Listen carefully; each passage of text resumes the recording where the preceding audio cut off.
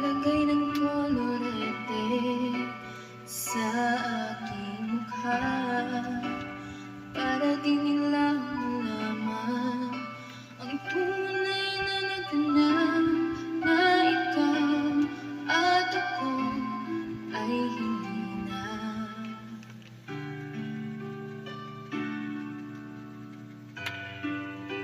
Iniensayo pang mga ngiti para di halata, damdamin ko'y